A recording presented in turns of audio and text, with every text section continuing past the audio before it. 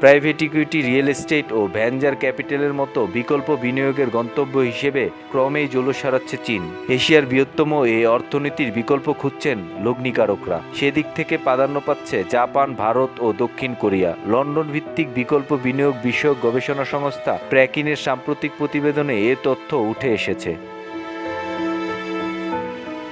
Alternative investment fund বা বিকল্প বিনিয়োগ অতি প্রচলিত স্টক, বন্ড ও নগদ বিনিয়োগ থেকে আলাদা। এতে অন্তর্ভুক্ত রয়েছে হেজ তহবিল, রিয়েল এস্টেট, বিভিন্ন ধরনের পণ্য, মূল্যবান ধাতব কয়েন, প্রাইভেট ইকুইটি, ক্রিপ্টোকারেন্সি, নন ফেঞ্জিবল টোকেন, শিল্পকলা প্রভৃতি।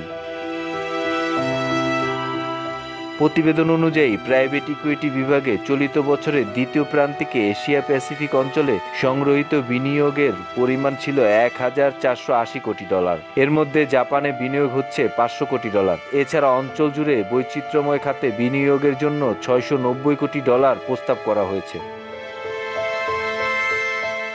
অবকাঠামোগত বিনিয়োগের জন্য তহবিল সংগ্রহের ক্ষেত্রে এ অঞ্চলে চীন ছাড়া বেশ কিছু দেশ এগিয়ে আছে বলে জানানো হয় এই প্রতিবেদনে। সাম্প্রতিক বছরে বিনিয়োগকারীরা ভারতের মতো দক্ষিণ এশিয়ার দেশগুলোয় নবায়নযোগ্য জ্বালানি প্ল্যান্ট, 5G কানেক্টিভিটি ও ডাটা সেন্টার স্থাপনের আগ্রহ দেখাচ্ছেন।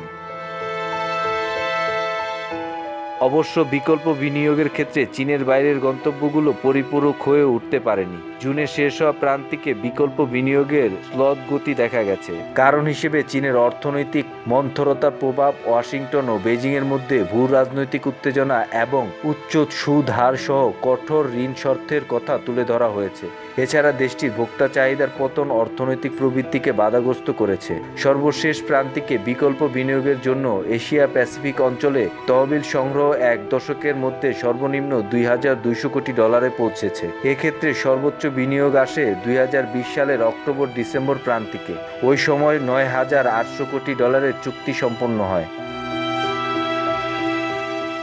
আজকাল জাপানের বিনিয়োগকারীরা তাদের পোর্টফোলিওতে এ জাতীয় বিনিয়োগ অন্তর্ভুক্ত করছেন। উদাহরণস্বরূপ, জাপানের সরকারি পেনশন বিনিয়োগের তহবিল বিকল্প বিনিয়োগের জন্য তাদের পোর্টফোলিওতে 5% আলাদা করে রেখেছেন। যদিও বর্তমানে মোট সম্পদের 1.5% এতে বিনিয়োগ হচ্ছে।